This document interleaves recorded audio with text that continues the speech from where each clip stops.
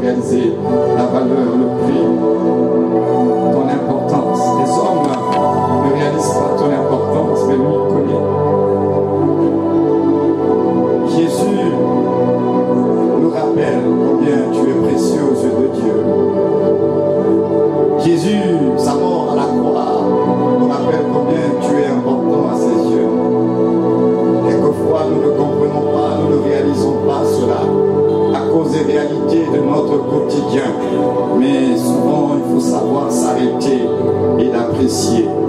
D'apprécier qu'un jour de l'éternité, il est sorti de lui-même et il est entré dans le temps, dans sa création. Il s'est abaissé, il a porté notre humanité. Il a revêtu ce corps humain. La Bible dit de lui qu'il a pris part à la chair et au sang. Il a participé à cette humanité véritable. Il s'est fait serviteur. Il s'est fait esclave, doulos, serviteur de tous. Et il a marché sur cette terre pendant 30 ans comme un véritable homme. La Bible dit de lui qu'il s'est humilié lui-même, qu'il s'est dépouillé lui-même. Oui, Jésus le Christ, le Seigneur. Et il est allé sur ce chemin de la passion, portant cette croix alors qu'il était innocent. Mais il a porté la condamnation de nous tous. Alors il est allé sur ce chemin de la croix, portant cette croix. Les femmes ont pleuré, se sont lamentées sur son sort.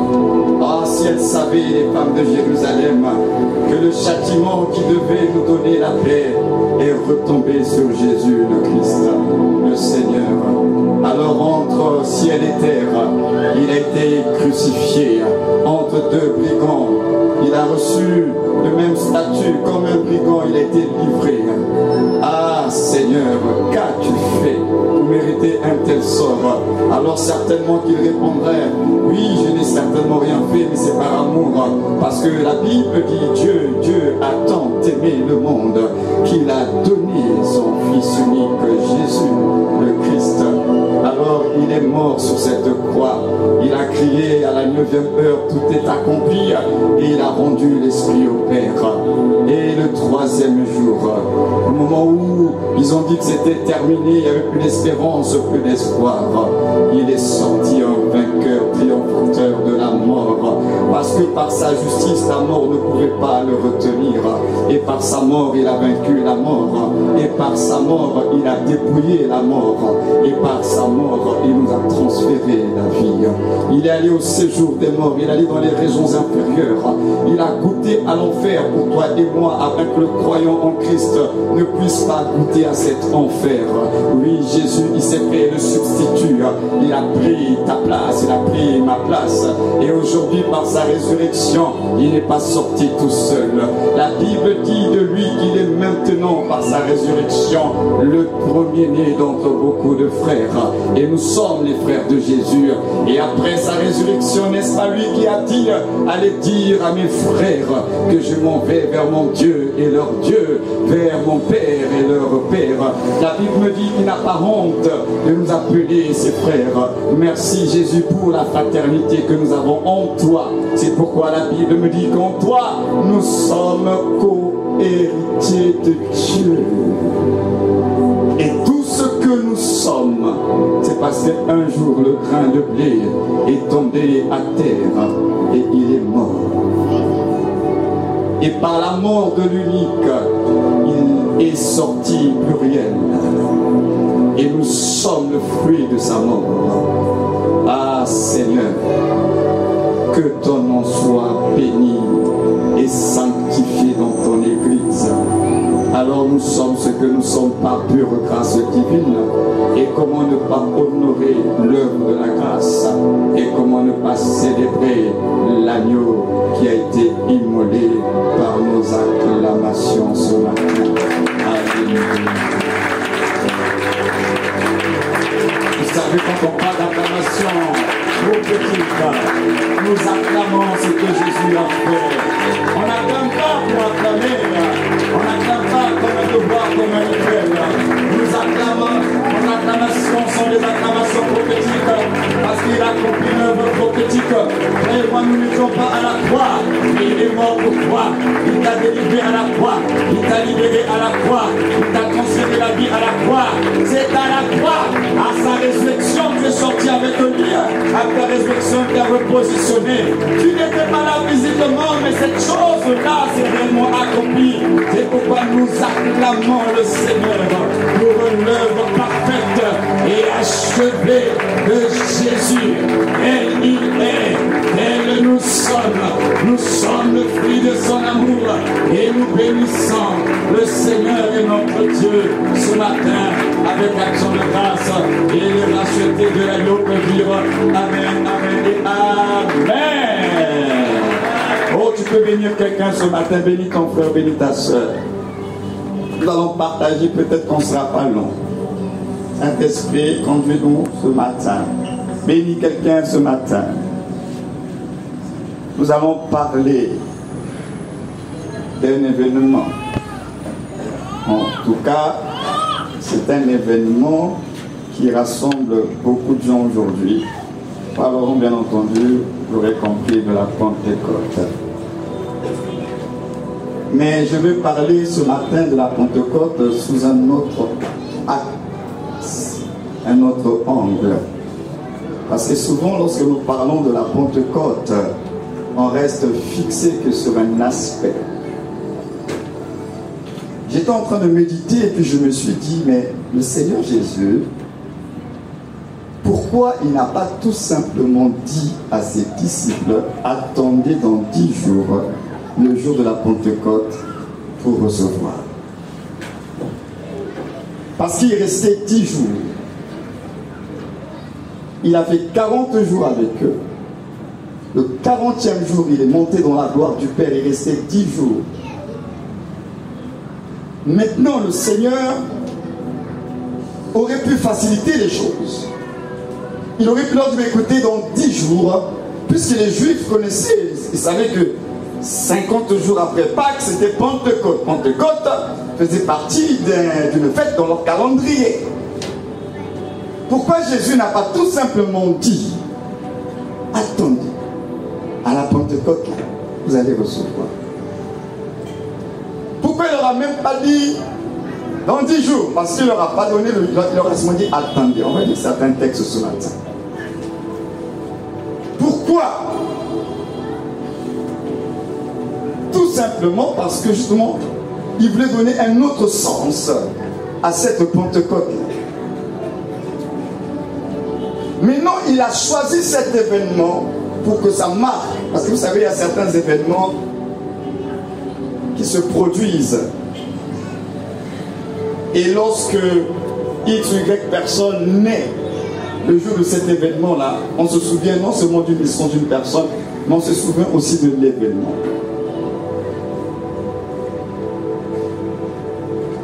Il va faire quelque chose de très fort parce que à partir de Pentecôte,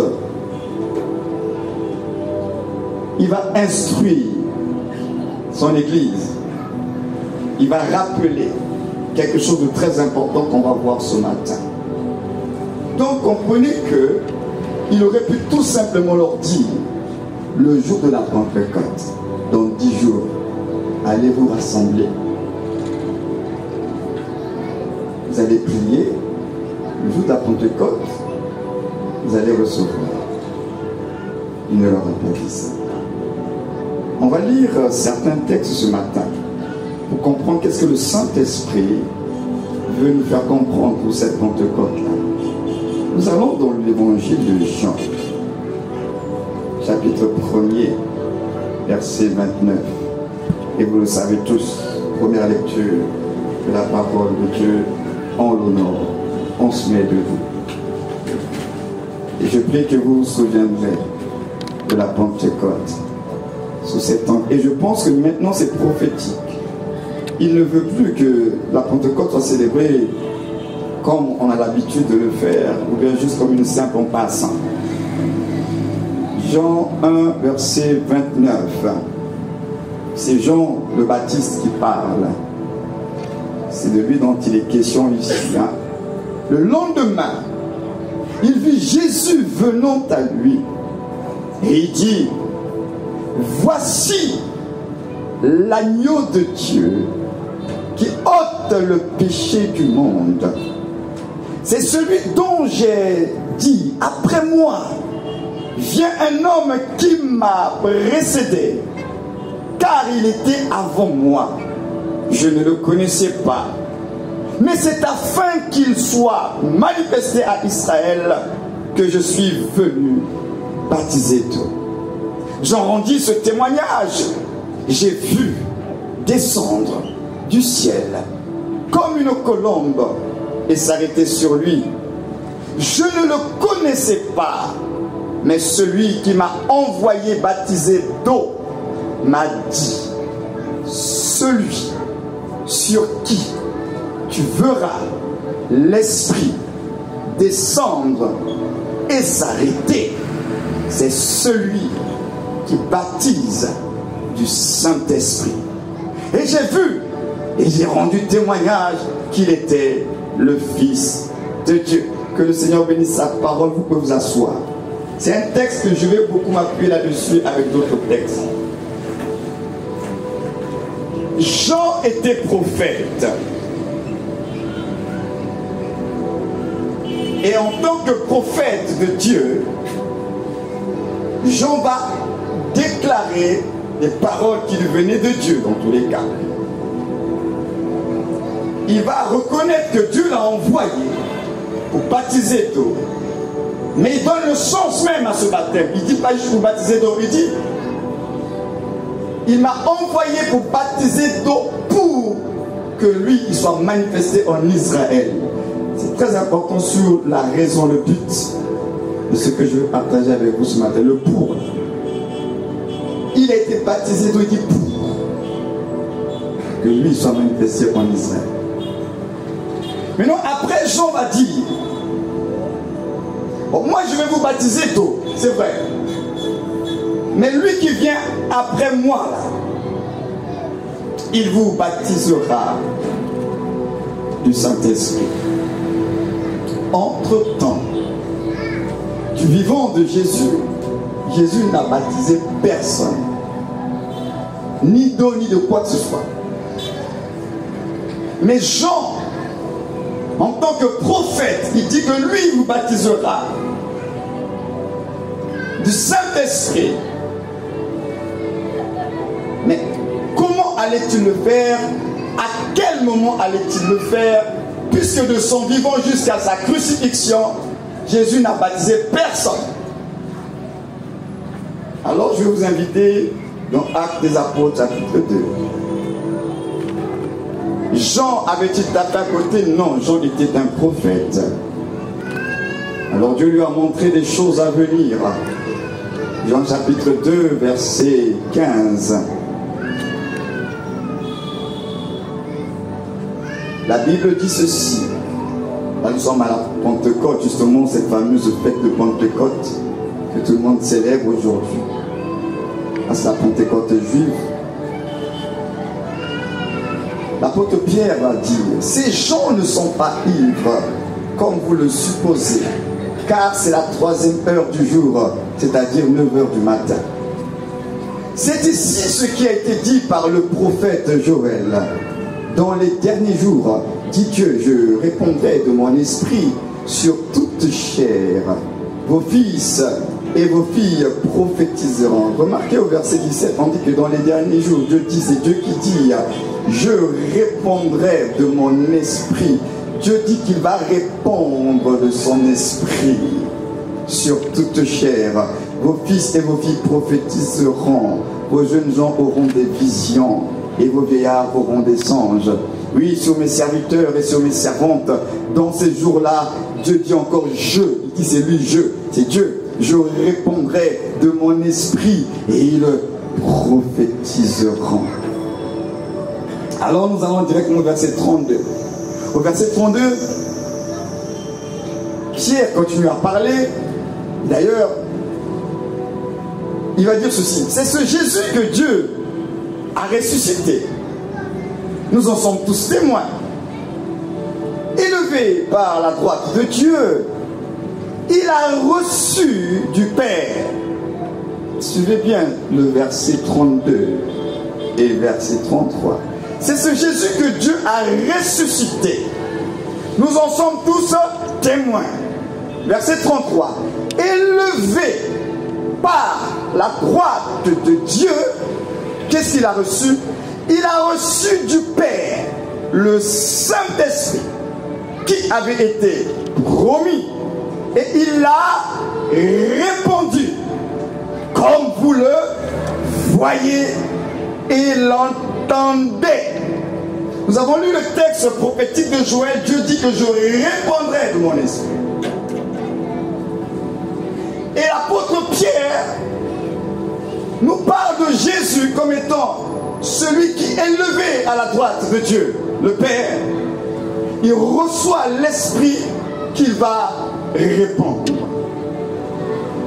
Et Pierre va dire, justement, comme il a répandu l'esprit là, en fait, c'est ce qui est en train de se passer. Les prophéties sont en train de s'accomplir. Donc finalement, ce que Jean avait vu, quand Jean a dit que, moi je vous baptise d'eau, mais il y a quelqu'un qui viendra, qui vous baptisera d'esprit et de feu. Jean avait vu cette Pentecôte-là. Cette Pentecôte-là un peu particulière parce que cette Pentecôte-là, celui qui est l'agneau de Dieu qu'il avait présenté, il est monté dans la gloire, assis. C'est lui qui a répandu l'Esprit. Donc Jésus a baptisé du Saint-Esprit. Il a fait ce baptême du Saint-Esprit à cette Pentecôte-là pour accomplir les Écritures. Il fallait que les textes prophétiques trouvent leur accomplissement. Et il a accompli ce jour-là. Donc, il a baptisé du Saint-Esprit. Maintenant, la question est, puisqu'on ne veut pas parler juste du Saint-Esprit comme ça, le pourquoi. Moi, je veux nous interpeller sur le pourquoi. Pourquoi il y a eu baptême du Saint-Esprit? Parce qu'aujourd'hui, dans les églises, on va tous parler du baptême du Saint-Esprit. Il faut être rempli du Saint-Esprit. Vous allez parler, on sait bien tout ça là. Mais le pourquoi? Pourquoi il a répandu? Pourquoi nous aspirons, le jour de la Pentecôte, nous demandons à être remplis du Saint-Esprit? Pourquoi le jour de la Pentecôte, nous demandons à être revêtus de puissance? Pourquoi? Est-ce que ça devient un rituel? Chaque année, à la même époque, nous allons demander le dimanche de Pentecôte, Seigneur, remplis-moi de ton esprit. Ou bien, ceux qui ne parlent pas en langue, vous allez parler en langue ce culte-là. Pourquoi il l'a fait? Souvenez-vous que je vous ai dit qu'il aurait pu leur dire à la Pentecôte, je vais faire quelque chose de particulier. Attendez 10 jours, il n'aura même pas fixé le nombre de jours que ça va prendre. Il aura seulement dit, attendez. Attendez. Et vous allez recevoir. Alors on va encore lire certains textes, parce que comme je suis en train de parler des choses qui sont très pointilleuses et sérieuses, je veux vraiment que la parole parle et non moi-même. Alors nous allons lire un passage dans Luc 24, 46. Comme ça, vous retiendrez ces passages-là. Le 24, 46. Alors, c'est Jésus qui parle. Il est prêt à remonter dans la gloire du Père. Il leur dit, il est écrit que le Christ souffrirait et qu'il ressusciterait des morts le 3e jour, et que la repentance et le pardon des péchés seraient prêchés en son nom à toutes les nations. Je ne sais pas si vous faites attention au verset 47, il donne une information importante ici. Que la repentance et le pardon des péchés seraient prêchés en son nom à toutes les nations, à commencer par Jérusalem. Vous êtes témoins de ces choses. Et voici, j'enverrai sur vous ce que mon Père a promis, mais vous restez dans la ville jusqu'à ce que vous soyez revêtus de la puissance d'en haut. Il leur parle de cet événement de Pentecôte là dans un contexte bien précis. On va lire un autre texte. Donc acte. Mais avant même acte, on va aller dans Matthieu 28, le célèbre Matthieu 28 que nous connaissons tous, 19 à 20. C'est un texte qui normalement les croyants que nous sommes devrions le maîtriser. C'est le dernier livre,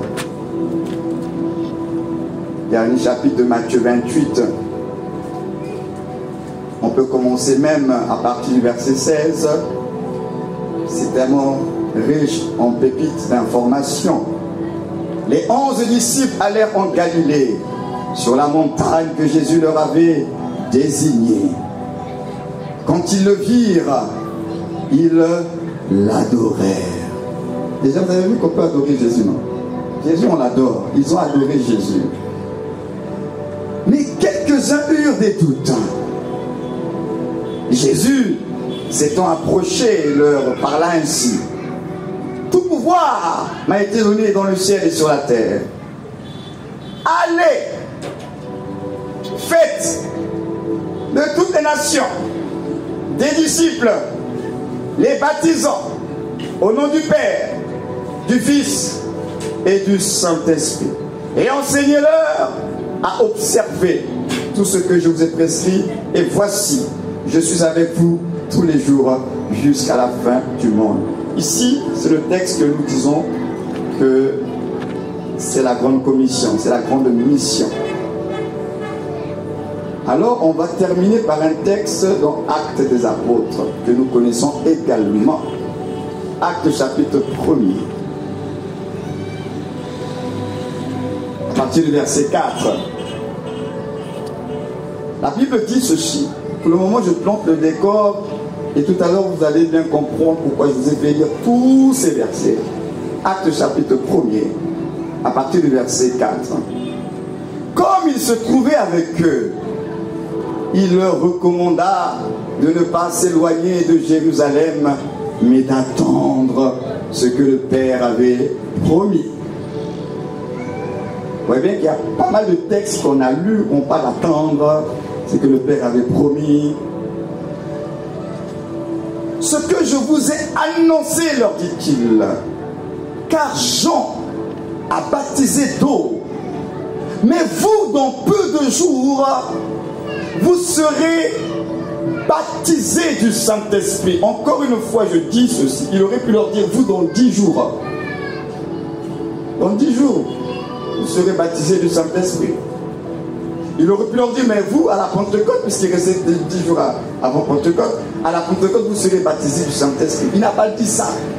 Il dit, mais vous, dans peu de jours, vous serez baptisés du Saint-Esprit. Après, on va directement au verset 8, parce qu'après, les apôtres posent la question par rapport à la fin et au rétablissement du royaume. Au verset 8, mais vous recevrez, il continue son discours, la même idée, mais vous recevrez une puissance, virgule, le Saint-Esprit survenant sur vous. Je reprends. Vous recevrez une puissance, le Saint-Esprit survenant sur vous, virgule, et vous serez mes témoins à Jérusalem, dans toute la Judée, dans la Samarie et jusqu'aux extrémités de la terre. Le Seigneur ici donne le sens à cette visitation de l'Esprit. Pourquoi vous allez recevoir la puissance? Pour être mes témoins. Alors la fête de la Pentecôte veut dire dans sa traduction juive, c'est également la fête de la moisson. Et quand je méditais là-dessus, l'Esprit du Seigneur m'a arrêté sur la moisson. C'est également la fête des semaines. Mais moi, je veux rester sur la fête de la moisson. Pentecôte, c'est la fête de la moisson. Et le Seigneur dit dans Matthieu chapitre 9, à partir du verset 37, il parle de moisson et il dit que la moisson est grande, mais il y a peu d'ouvriers. Il dit priez le maître de la moisson afin qu'il envoie les ouvriers dans la moisson. On nous parle de moisson. Donc ce que nous voulons comprendre avec ce qui se passe à Pentecôte, en réalité, pour l'Église, Pentecôte là, c'est un rappel. C'est un rappel de quoi? C'est un rappel finalement de notre mission. C'est un rappel de notre mission qui est liée à la moisson. Parce que cette moisson-là, c'est la raison d'être de notre mission. Et la mission du Seigneur pour son Église, c'est d'aller. C'est d'aller. Vous demandez le Saint-Esprit, la puissance du Saint-Esprit, tout ça c'est pourquoi? C'est pour la mission. Or, la mission, c'est la moisson. Il n'y a pas plusieurs missions, une mission. Sauver les âmes perdues. Il n'y en a pas plusieurs. Donc, chaque enfant de Dieu est appelé à prendre conscience que tu as une mission. Et cette mission-là est liée à la moisson. Et cette moisson-là, ce sont des individus, des hommes. Alors, j'aime bien ce qu'un homme de Dieu, il était en train de prier pour comprendre cette histoire de découvrir sa mission. Et généralement, quand on parle de découvrir sa mission, on est plus sur comment je veux faire, le quoi faire, etc., etc. Et lui, il est en train de méditer sur la découverte de la mission. Et le Seigneur a commencé à parler à son serviteur. Et il lui a dit, en réalité, vous, quand vous cherchez à comprendre la mission, vous focalisez sur le quoi faire. Dieu dit non, la mission, ce n'est pas un quoi, la mission, c'est un qui.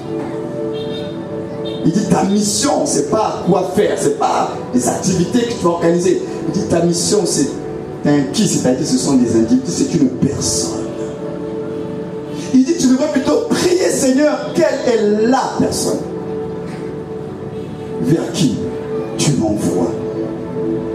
Ou bien quel est le groupe de personnes vers qui tu m'envoies. Il dit ta mission, c'est un qui, c'est pas un quoi. Alors j'ai écouté cette prédication, moi-même ça m'a retourné le cerveau.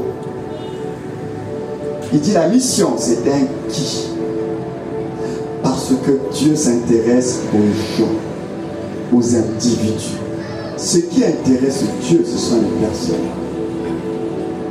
On peut faire des activités, mais si ces activités-là ne mettent pas vraiment au centre des personnes, ça ne sert à rien. Dieu veut que les âmes soient sauvées. Le Saint-Esprit que nous demandons tous là, la puissance, tout ça là, c'est pour la mission. C'est pas juste pour parler en langue, c'est pour la mission. Alors le Seigneur me demande de vous rappeler ce matin que vous êtes tous, vous qui êtes en Christ là, missionnaires pour le royaume de Dieu. C'est pourquoi vous avez besoin du Saint-Esprit. La question est, pourquoi tu as besoin du Saint-Esprit maintenant? Pourquoi? Seigneur, j'ai besoin du Saint-Esprit parce que je ne me sens pas suffisamment efficace, capable dans la mission. Je vois bien les gens qui souffrent autour de moi. Seigneur, remplis-moi davantage. Est-ce que nous prions comme ça? Souvent on prie juste comme ça. Seigneur, remplis-moi de ton esprit, de ta puissance, reviens-moi. Mais pourquoi? Est-ce que ce que tu demandes là est en rapport avec les gens? Pourquoi? La mission est liée à la moisson. Si vous n'êtes pas tourné vers les gens, demandez ces choses-là à Dieu, pourquoi il va vous donner? Pourquoi? Pourquoi il va vous donner le Saint-Esprit? Donc, l'Église de Jésus-Christ, à partir de cette date-là du calendrier, puisqu'il y a des événements qui nous rappellent, Pâques nous rappelle la délivrance, n'est-ce pas? Ils ont été délivrés d'Égypte. Mais Pentecôte nous rappelle la mission de l'Église. L'Église, ce n'est pas CCR. L'Église, c'est toi qui es assis là, qui est né de Dieu. Pentecôte te rappelle ta mission. C'est-à-dire être un témoin de Jésus. Or, un témoin témoigne. Tu ne peux pas dire que tu es un témoin, tu témoignes pas. C'est-à-dire témoigner, ça dit qu'il faut parler. Mais tu ne peux pas aussi parler pour parler. Un témoin parle ce qu'il a vu, ce qu'il a entendu, ce qu'il a expérimenté. Parce que si tu parles de ce que tu n'as pas vu, de ce que tu n'as pas entendu, de ce que tu n'as pas expérimenté, tu es un faux témoin. Un véritable témoin, c'est celui qui a vu, entendu, expérimenté et il peut parler. La question est-ce que tu as vu, tu as entendu, tu as expérimenté Jésus? Je vous avais dit que ne peut raconter que celui qui a rencontré et qui a été révélé. Si tu n'as pas rencontré le Christ, il n'est pas révélé à toi, tu ne raconteras pas, tu n'as rien à raconter. Donc la question est qu'on doit tous se remettre en question. Est-ce que je l'ai réellement rencontré? Parce que je vous avais dit que le Saint-Esprit, la colombe ne descend pas sur n'importe qui. La colombe descend sur l'agneau. Et l'agneau, ce sont ceux qui sont nés de Dieu, qui portent Christ en eux, qui ont le caractère de Christ qui se manifeste dans leur vie. Donc, est-ce que tu l'as rencontré? Cette Pentecôte doit te pousser à te poser les vraies questions. Ce n'est pas une affaire de parler en langue étendue. Pose-toi d'abord la question. Est-ce que je l'ai rencontré? Parce que quand tu le rencontres, il y a toujours quelque chose qui se passe. Et qu'est-ce qui s'est passé? Parce que tu raconteras ce qui s'est passé. Alors il dit, vous serez mes témoins. Parce qu'ils ont vu.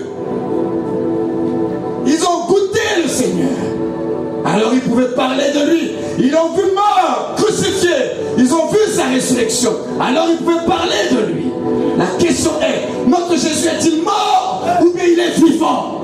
Si ton Jésus est vivant, alors comme ces hommes-là, tu dois te lever pour raconter, pour témoigner, pour prêcher, pour annoncer que Jésus est ressuscité. C'est pas une affaire de religion. On est tombé dans l'accoutumance. C'est comme s'il est au ciel, il ne fait plus rien sur la terre. Il est vivant. Où est l'église qui est remplie de ce feu-là pour parler de son amour, pour parler de sa bonté, pour dire que Jésus est vivant, il est réel? Où sont ces chrétiens-là qui ont retrouvé le feu, la passion d'annoncer Jésus-Christ? Il dit, vous serez mes témoins. Mes témoins. Parce que le témoin témoigne. Tout enfant de Dieu qui est réellement né de Dieu doit être un témoin. Aujourd'hui, dans nos églises, on a des spectateurs. On a des gens qui viennent que le dimanche pour accomplir un devoir religieux. Ce n'est pas ce que c'est l'église selon Dieu. L'église selon Dieu est une église active, dynamique. Parce qu'à la Pentecôte, ils ont reçu le dynamis de Dieu. Pour les rendre dynamiques. Quand vous demandez le dynamis et que vous ne bougez pas, c'est comme s'il a fait, comme on va utiliser le langage même commercial, c'est un investissement vain et nul. Parce qu'il vous donne le dynamis mais vous ne faites rien. Vous demandez le dynamis mais vous ne faites rien. Et ça se perd. Vous demandez le dynamis c'est pour agir. Mais vous demandez la gloire, Seigneur. Je veux voir ta gloire. Seigneur, remplis-moi de ta puissance. Pour faire quoi? Vous voulez le dynamisme, c'est pour être dynamique, pour agir. Il n'y a pas de chrétien devant moi. Je suis mon chrétien, j'ai vu ma foi à la maison, Dieu va comprendre. Non, tu es un témoin, tu dois parler. Tu dois parler. Mais tu dois parler de qui? De celui que tu as rencontré. Et qu'est-ce que tu vas dire? Ce qu'il a fait pour toi. Alors qu'a-t-il fait pour toi? Ta mission, ce sont des gens. Et les gens, là, tu ne faut pas les chercher loin. Ça commence d'abord là où tu es, dans l'environnement immédiat. Parce que nous avons mal compris ce que c'est la mission. Quand on entend mission, on pense qu'il faut dire voyager, aller à l'étranger. Quand on parle de mission, on pense que c'est comme une affaire des pasteurs. La mission commence d'abord là où tu es. Ton voisin, les gens de ta famille, les gens de ton bureau, là, ton travail, dans le quartier. Ta mission, c'est là où tu es. Tu es celle de la terre, lumière du monde. C'est-à-dire que là où tu es, c'est ta mission. Ça commence là où tu es. Donc il faut que l'Église, à partir de Pentecôte, commence à réfléchir en termes de mission. Réfléchissons en termes de mission. Réfléchissons en termes de moisson. Parce que finalement, il dit priez le maître de la moisson, après qu'il envoie les ouvriers. Mais la première personne à répondre présent, ça doit être toi et moi. Il va envoyer quel ouvrier? Seigneur, me voici. Montre-moi la moisson. Il y a certainement une moisson de Dieu dans ton quartier qui t'a été réservée. Il y a certainement une moisson de Dieu dans ton lieu de travail qui t'a été réservée. Puis Seigneur, montre-moi ma moisson. Et là peut-être tu vas voir une personne qui va passer là tous les jours dans une situation un peu difficile. Et le Saint, tu vas dire, mais c'est lui, ta moisson. Va vers lui. Je l'ai préparé, mais non, toi va seulement parler. Et quand tu vas arriver, tu parles à cette personne et là commence à ouvrir son cœur. Parce que Dieu te dit que les bonnes œuvres que Dieu a préparées d'avant, c'est la moisson. Les bonnes œuvres là, ce sont des individus, ce n'est pas des programmes. Ce sont des personnes que tu dois rencontrer, que tu dois affecter, que tu dois marquer. Les programmes sont que des leviers, des moyens, des canaux. Mais la finalité, ce sont des gens qui sont ta moisson. Les bonnes œuvres que Dieu a préparées pour toi, ce sont des gens. Et quand tu comprendras cela, tu prieras le Saint-Esprit qui te donne la stratégie. Parce que ce sont des gens. Et il y a des gens que toi, c'est toi qui vas les amener à Jésus. Ce ne sera pas le voisin. C'est par toi que Dieu va passer. Parce qu'ils sont liés à toi. Nous sommes des moissonneurs. Chacun doit donner une portion dans sa grande moisson. Il y a des choses. Ce n'est pas l'apôtre, ce n'est pas le berger, ce n'est pas les pasteurs, c'est vous qui allez le faire. Mais il faut dire qu'on change notre manière de prier. Seigneur, montre-moi la moisson. Quelle est ma mission? Quelle est ma moisson? Qui a besoin de toi? Qui a besoin de toi, Seigneur? Qui? Il faut que Pentecôte nous rappelle cela. Il a répondu l'Esprit, il leur a dit d'attendre. Ce n'était pas juste parce qu'il fallait qu'ils vivent une expérience et qu'ils restent assis. Il leur a demandé d'attendre afin de recevoir l'équipement, le revêtement pour qu'ils puissent maintenant aller. Et là, ce que j'aimerais dire à l'Église encore une fois, c'est quoi? Il a dit aller. Aujourd'hui, vous ne devez plus prier pour est-ce que je vais ou je ne vais pas. Je vais rentrer en retraite pour savoir si je dois partir ou pas. Je prie de la mauvaise façon. L'ordre de mission a déjà été donné. Le problème, c'est de rechercher plutôt la stratégie, la manière. Seigneur, je vais aller, mais comment je vais faire? Et là, tu demandes au Saint-Esprit. Saint-Esprit, je fais comment? Mais aller là, l'ordre de mission a déjà été donné. Tu ne peux pas dire, est-ce que je vais m'engager dans la mission ou pas? Allez, non, c'est plutôt chercher, Seigneur. J'ai compris que je suis missionnaire pour toi. Mais non, comment je fais? Comment? notre préoccupation et notre prière serait de rechercher le comment, c'est-à-dire la sagesse de Dieu pour faire la mission.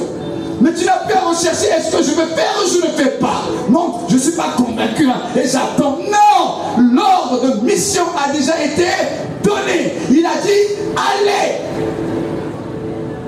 C'est pas pour les pasteurs, c'est pour tous ceux qui vont croire, pour tous les disciples de Jésus. Il dit allez et faites. Maintenant, dans le aller, là, les environnements ne sont pas les mêmes. Donc, il faut demander la stratégie de Dieu. Saint-Esprit, montre-moi la stratégie. Dans mon environnement, je procède comment? Par quels moyens je vais passer? C'est comme ça que vous devrez prier. On est trop centré sur nous-mêmes, nos problèmes. Ma vie ne marche pas. Les enfants, et le travail, et le business. Il n'y a que ça. Mais à quel moment on va penser à la mission? À quel moment tu vas penser à la mission? Il y a une moisson qui t'attend, mais toi tu n'es pas là. Toi tu n'es pas là. Toi, où es-tu? Seigneur, ah ma vie, ah Seigneur. Il y a une moisson qui nous attend tous. Mais la question est, est-ce que tu as compris que tu es un missionnaire? Ce n'est pas une affaire de fardeau. Ce n'est pas le fardeau. Tout enfant de Dieu est missionnaire du Père. Tout le monde. Dieu n'a que des missionnaires sur la terre. Celle de la terre. Lumière du monde. Celle de la terre. Lumière du monde. C'est vrai. Nous tous. D'ailleurs, on en parlait avec ma femme cette semaine. Les chrétiens aujourd'hui, on a tellement été centrés sur nous-mêmes. On a oublié que Dieu veut qu'on s'intéresse aux gens. Et on trouve ça légitime. On se dit, mais Dieu va comprendre parce que nous, on a notre défi, on a nous, tu as des défis. Mais il t'a dit, tu es un missionnaire. Il y a une moisson qui t'attend. Et cette moisson qui t'attend, il sait très bien que tu ne vas pas l'accomplir avec des efforts. C'est pourquoi il a envoyé le Saint-Esprit là. C'est parce que la moisson là, c'est pas avec des efforts que tu vas faire ça justement. Toi tu te disposes seulement. Seigneur me voici, dis direct-moi l'esprit. Donc ne te dis pas comment je vais faire, je ne veux pas y arriver, tu n'es pas la faute. Mais il ne s'agit pas de toi, c'est lui qui va faire le travail. C'est pourquoi il t'envoie le manteau, un revêtement pour te donner la capacité de faire la mission. Il ne peut pas t'envoyer en mission soit qu'il te donne les outils, soit qu'il te donne le vêtement qu'il faut. Donc tu n'es pas là en train d'improviser, tu n'improvises rien. Seigneur, j'ai compris que je suis ton missionnaire. Alors, dans mon quartier, dans mon lieu de travail, dans ma famille, je fais comment? Si chaque jour on apprenait tous à être nourris de cette pensée-là, je vous assure qu'on recevrait les stratégies du Saint-Esprit. Mais comme on n'y pense pas, comment vous voulez comprendre quand lui va vous parler? On est absorbé par autre chose. Ayant la pensée, parce que vous savez, il ne reste plus assez de temps. Le Seigneur revient bientôt. Et même pour nous en tant qu'Église, si on est trop centré sur nous-mêmes, l'Église nous-mêmes, et qu'on ne pense pas à ceux qui sont dehors, c'est pas bien. Parce que l'Église, c'est des gens qui sont déjà sauvés. Si Jésus revient, même si on ne t'a pas totalement bien affermi, mais tu es quand même déjà sauvé. Mais il y en a qui ne sont même pas sauvés, mais qui sont là dehors. Actuellement, la priorité de Dieu, ce sont ceux du dehors. Oublie un peu ta vie, ça ne va pas. Oublie un peu ça. Pense maintenant à ceux du dehors. Et tu seras agréablement surpris comment Dieu va régler même ce que tu appelais ta vie là. Pensons, il ne reste plus assez de temps à ceux du dehors. Retrouvons le cœur, la compassion des âmes. On est devenu froid.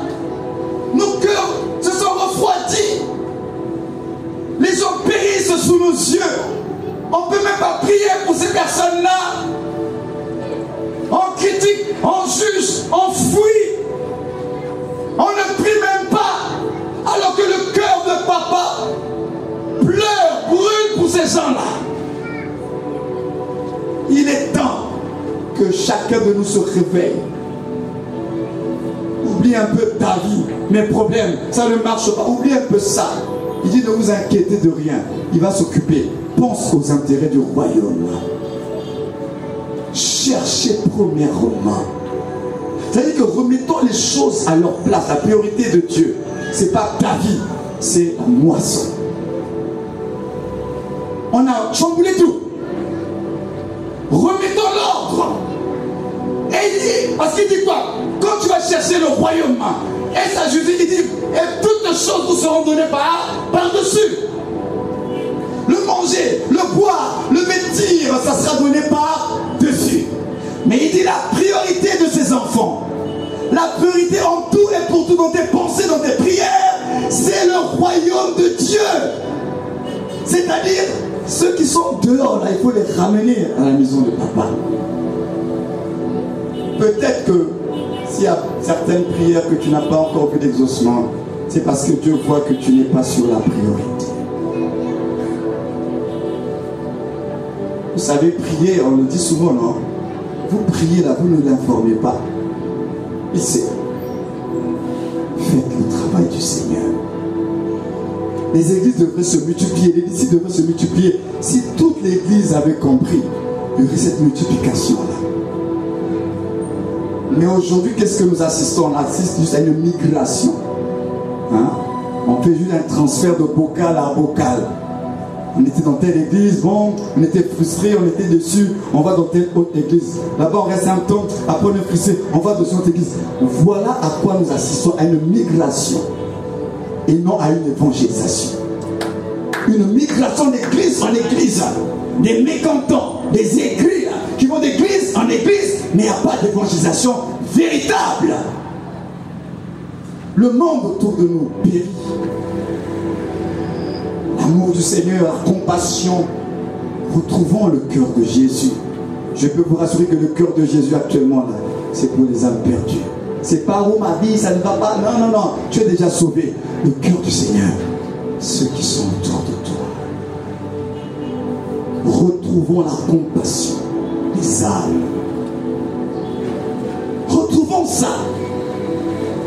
Ils ont vécu une Pentecôte qui a donné du feu. Et ce feu-là les a poussés dans la mission. Ça les a poussés. Ils ont parlé en langue, ils ont entendu dans les autres langues, ils étaient étonnés. Mais c'était pour qu'ils parlent justement, qu'ils soient entendus. Il leur a donné le signe que vous allez parler aux nations. C'est pour parler. Qu'est-ce qu'il y a dans le cœur du Seigneur? C'est ça. C'est la moisson. Elle est grande, mais il y a peu d'ouvriers. Elle est grande, il y a peu.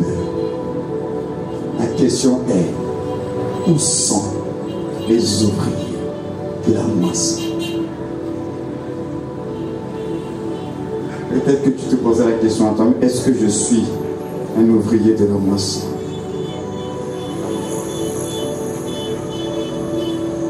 Ne gaspillons pas les interventions du Saint-Esprit dans nos vies.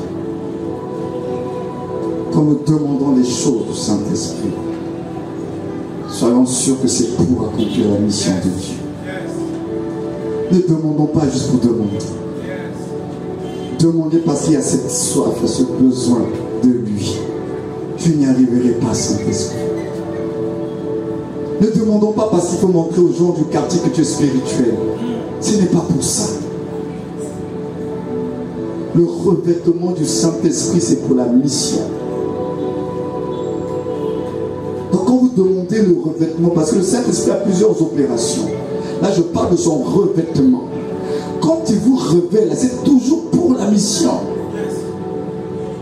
C'est pas juste pour que vous trembliez, vous tombez. C'est pour la mission.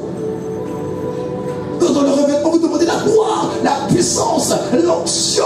Tu demandes, ça c'est un revêtement pour la mission. À partir de cette Pentecôte-là, que l'Église de Jésus-Christ comprenne. Le Pentecôte, effectivement, c'est la fête de la moisson. Et la moisson nous rappelle la mission. La moisson nous rappelle qu'il y a des âmes. Parce que la moisson de Dieu, ce sont des âmes perdues. Le monde soupire. Et Dieu à ces ouvriers, c'est vous et moi. Mais les ouvriers de Dieu que nous sommes, on est préoccupés par autre chose. Et Dieu il est triste parce que la moisson elle est là. Mais il regarde les ouvriers que nous sommes, on est préoccupés par autre chose. Chacun court après sa vie. Chacun court après sa renommée, sa réputation, sa gloire, bâtir son empire. Entre-temps, la moisson est là. Il est temps.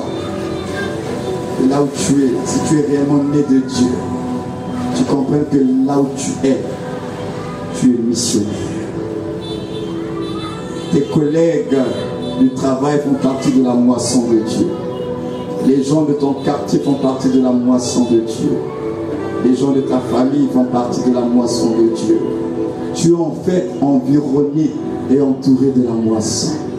Maintenant la question est, qu'est-ce qu'il faut faire? Seigneur, je fais comment? J'ai besoin de ton onction. J'ai besoin de ta sagesse.